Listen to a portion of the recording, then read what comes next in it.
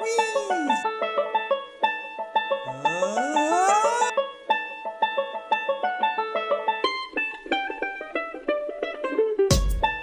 guys and welcome back to Cam's Camcorder, and firstly apologies for that intro. I think it was getting late and I just kind of, it.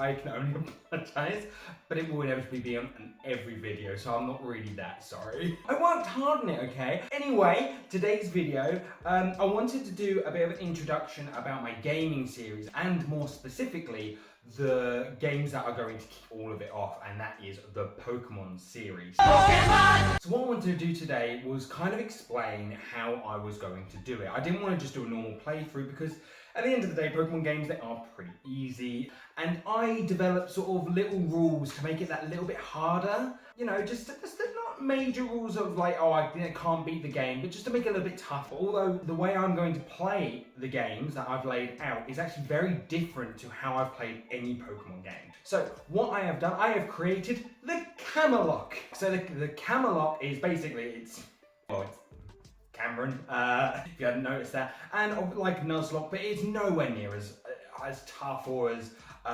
detrimental as a Nuzlocke, to a point where your Pokemon has died. I don't get to that, but there is a possibility that I will lose the game and I have to move on. The idea of this is that I'm going to play through every generation from 1 to 8. And the idea is to take the team from the first game and move them on to the second, the third, the fourth, the fifth. There is a difficulty between moving Pokemon from Gen 2 to Gen 3. After that, there is a way of doing it as long as you have the right consoles and the right game cartridges. Which I intend to do. So I wanted to do this introduction as it means that I didn't have to then explain myself and the rules every time I did a video. So this is here for a reference to come back to if you guys forget, or if I forget, and you guys can call me out if I then don't follow the rules. But other than that, I will dive into the 10 Camelock rules. So rule number 1, all caught Pokemon must start at level 5. There are no exceptions to this. There is going to be a problem with red because there is no daycare in which you can get eggs. Eggs are exclusively from Gen 2 onwards. So I've got a bit of prep work to do, guys. Rule number 2, for each gym attempt, the team that I use is going to be picked from a random number generator. So if I have 5 Pokemon, for instance, on my team, and the random number generator says, oh, you've got to only use number 2 and 4, regardless of the typings in my team, it's kind of like the an Ash Ketchum algorithm where it might pick, it might be good, it might be awful. Rule number 3, I am only allowed to attempt a gym 3 times. If I lose 3 times in a row, you're out of here! What? Game over, and I must move the Pokemon that I have to the next regional game. I cannot catch any new Pokemon, I cannot evolve any more Pokemon, they have to move over to the next region. So yeah, if I don't beat Brock on the first 3 attempts, that's kind of it.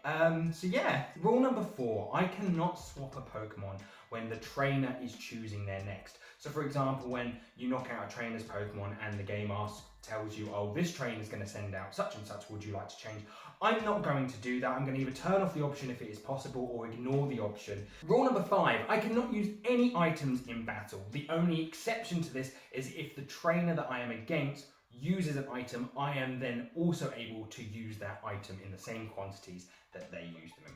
Rule number 6, no use of like the Celadon City drugstore sort of stuff, like no calcium, no protein. Don't buy drugs. If it's a naturally occurring berry or something, then that I would be happy to use that. Rule number 7, for each team used against the gym leader, the average level of that team that has been picked for me by the random number generator cannot exceed the level of the highest Pokemon that gym leader has. So for example, if I'm against Koga and his highest level is 38 Weezing, my team cannot average a higher level than 38 or I must repick. The only exception to that is if one of my Pokemon is that higher level that it's then disobedient, because disobedience is a fucking pain in the ass.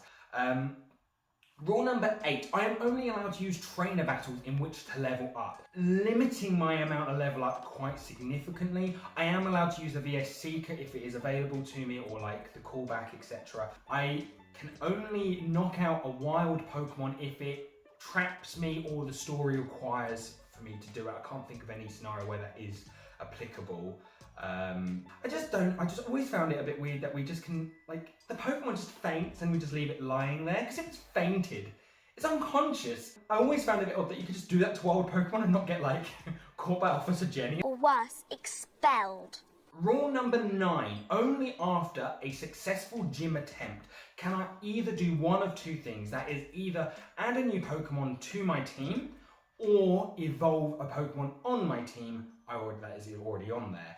I can only do one or the other, and I'm only allowed to do it once per successful gym attempt. And rule number 10, I couldn't think of actually a 10th rule to make it harder, so I thought I'd do something that's quite an uplifting rule. So in the games, obviously, there is a happiness mechanic. So the aim is, on every gym attempt, is if I can find out how happy my Pokemon are, I will try and max out their happiness all the way through as best I can. So they are the 10 rules of the Camelot. But there's other things I want to do. Obviously, I want to add a couple more like rivals that are my friends. In terms of my rivals, it would also be awesome to get my other half involved, because obviously where we're in lockdown, I can't actually see friends. So I'm probably not going to get many friends in on this one, but maybe if I then do silver and gold, potentially I will. So my rival is going to be my other half, whether he likes it or not. He doesn't know this yet, so we'll see how that goes in the next video. And in that, I would also like to run little tournaments. So like where Ash in the Unova region, he came across like little tournaments throughout his journey before he got to the Pokemon League. And I really like that. That makes a lot of sense. So what I will do is at 2, 4, and 6 gyms, I will do a tournament where I'll invite my friends and some of you if there's room to do it. And also lastly, just for a bit of fun, so in the UK you would go to secondary school as an 11-year-old. So to me that's the point at which I would think you'd start a Pokemon journey here. So for me, I'm going to set the time and date to when I would have set my journey off, which would have been January 2006, which either makes me feel like a baby to some of you or like ancient. I'm quite comfortable, but I'm aging. Sorry it's taken so long to do another video as well. It's been a bit of chaos really, so I wanted to do this YouTube channel in lockdown V1, version 1, and then I was kind of allowed to go back to work, so meaning I'm now having to start again, but I'm now in lockdown 2.0 in the UK, so I thought I would just dive straight in, get this video done, and really get into the gaming process. So I'm going to kick things off with Pokemon Red. This is obviously, it's not a cartridge, I just really like the idea of having a box for this video.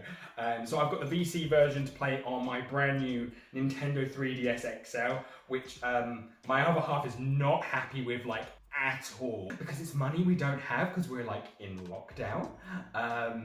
So yeah, so please like and subscribe. I need to make it like, this is a viable use of my time. I'm really excited. I said I've never played all of the generations, so I still have never played a Gen 1 game. I did play it vicariously through one of my friends who had Pokemon Blue, and then when I asked my mum and dad for it for Christmas, they got me Silver, which I was like, what is this?